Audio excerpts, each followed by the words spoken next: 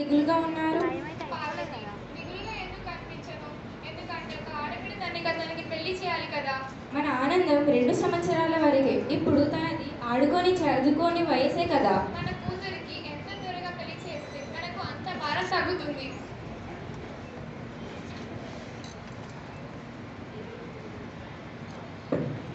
అని నాన్న నా చదువు ఎందుకు ఆపిస్తున్నారు? నీ తప్పేంటంటే నువ్వు అమ్మాయివి. ఒకవేళ నువ్వు అబ్బాయి అయితే అయితే ఏంటి నాన్న? అబ్బాయి అయితే? ఏ నాతో వాదించకు, లేదంటే నీ నాన్న తీసి పడేస్తా. కానీ నాన్న నేను చదువుకొని ఎదగాలనుకుంటున్నాను. నా చదువును ఆపకండి. నువ్వు చదువుకోవాలంటే చదువుకో, కానీ జీవితాంతం నా ఛాతి మీద భారంలో ఉండకు. కానీ నాన్న నాది చదువుకునే వయసు. నేను చదువుకొని వైద్యురాలు కావాలనుకుంటున్నాను. చదువు చదువు చదువు. ఇప్పుడు నీ పుస్తకాలను నాశనం చేస్తా. చింపకండి నాన్న, చింపకండి. చదువు. వద్దు నాన్న వద్దు. మీరు చింపినే నా పుస్తకాలు మాత్రమే కాదు, నా విధిని కూడా. పుస్తకాలు అబ్బాయి చేతిలో మాత్రమే బాగా ఉంటాయి, అమ్మాయి చేతికి గోరింటాకి బాగుంటుంది. అమ్మాయి అయితే ఏంటి నాన్న? అబ్బాయి అయినా అమ్మాయి అయినా మన 2 కళ్ళతో సమానమే కదా. నోరు మూయానంది. చిన్నప్పుడు నీ గొంతు తీసుకుంటే ఇప్పుడు నీ బాగుడు వినేవాళ్ళం కాదు. కానీ నాన్న నాకు పొయ్యి వెలిగించడం ఇష్టం లేదు. నువ్వెంత త్వరగా పొయ్యి వెలిగించడం నేర్చుకుంటే నీకు అంత మంచిది. రేపే నీ పెళ్లి చేస్తా.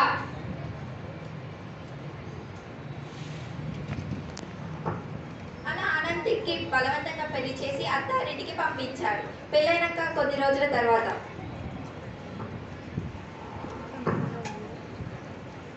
ఏమైంది ఆనంది? ఎందుకలా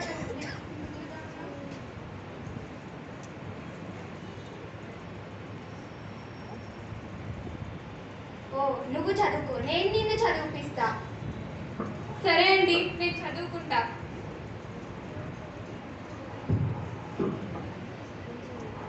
అలా ఆనంది చదివి అన్ని పరీక్షలు పాస్ అయ్యి వీసా కూడా తెచ్చుకుంది. అమెరికాకు వెళ్తుంది.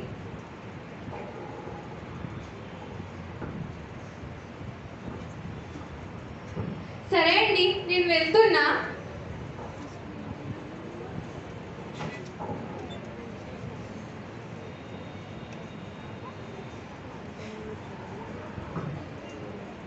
అమెరికాలో పెద్ద చదువులు చదివి పెద్ద వైద్యురాలు అయి ఇండియాకి తిరిగి వచ్చింది.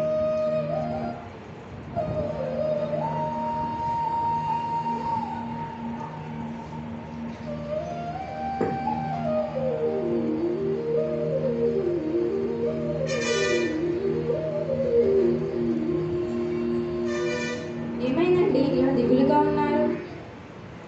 నాకు గుండెలో చాలా నొప్పిగా ఉంది. ఎలాంటి పనులు చేయలేకపోతున్నా.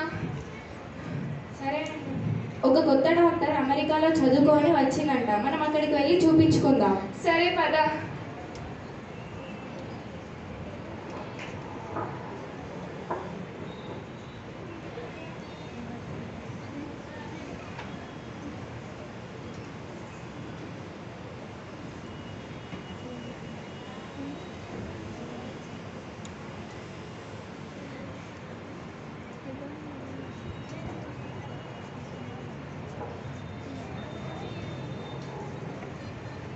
డాక్టర్, మిమ్మల్ని కలవడానికి పేషెంట్స్ వచ్చారు. రమ్మనండి.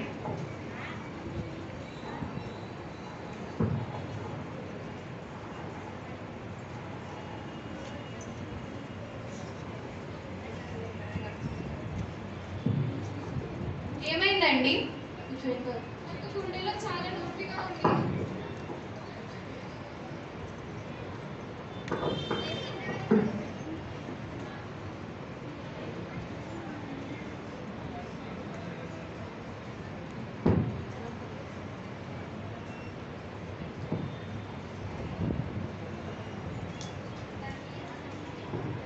బ్లడ్ టెస్ట్ అవన్నీ చేసి ఒకసారి రిపోర్ట్స్ తీసుకురండి.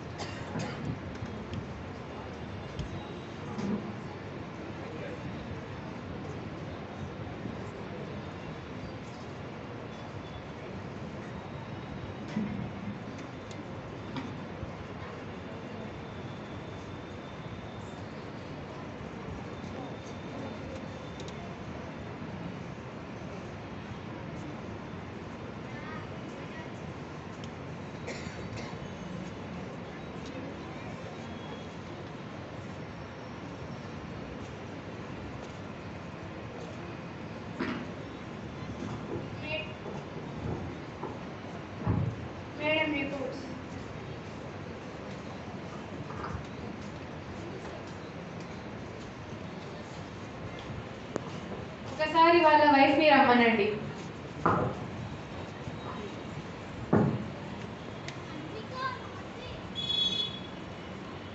చెప్పండి డాక్టర్.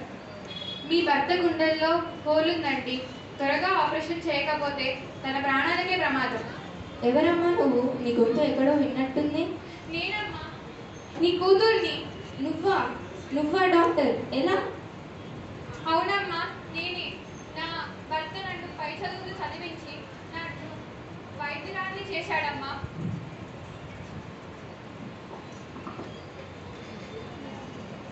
పద అమ్మా, నాన్నని కలుద్దాం.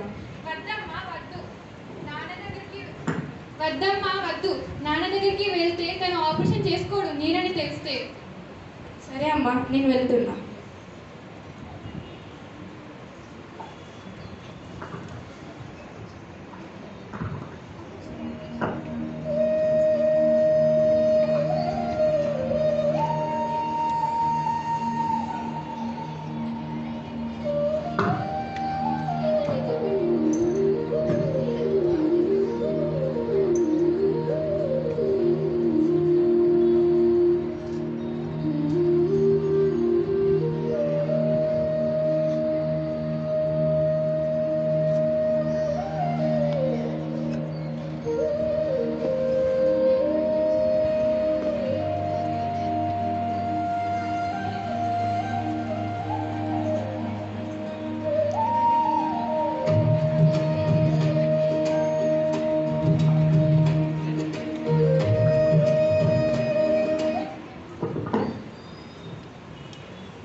అలా ఆపరేషన్ సక్సెస్ఫుల్గా జరిగింది. ఆపరేషన్ అయిన కొద్ది రోజుల తర్వాత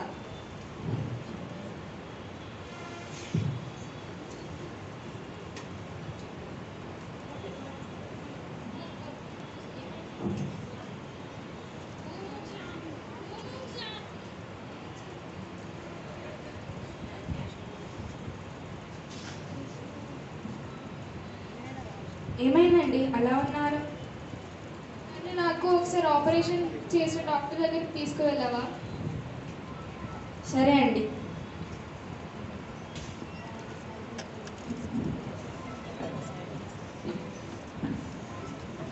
మేడం మిమ్మల్ని కలవడానికి పేషెంట్స్ వచ్చారు. రమ్మనండి.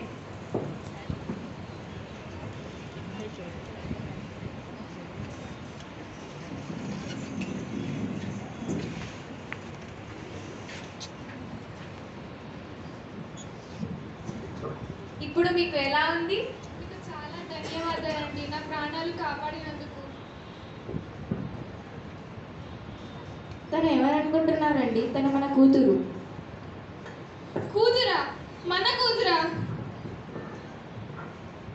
డాక్టరా? హా నాన్న, మీ కూతురే.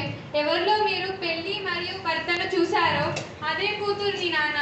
ఆనంది, నేను క్షమించానండి. నేను అపరాధిని. సరే నాన్న, నిన్ను క్షమిస్తున్నాను. కానీ ఆడపిల్లలు పుట్టగానే భారం అనుకోకూడదు. ఇల్లుని సమాజాన్ని తీర్చిదిద్దగల శక్తి మాకుంది. ఆడపిల్లలంటే ఆడపిల్ల ఎడపిల్ల కాదు, తలుచుకుంటే ఏదైనా చేయగల ఆదిపరాశక్తి.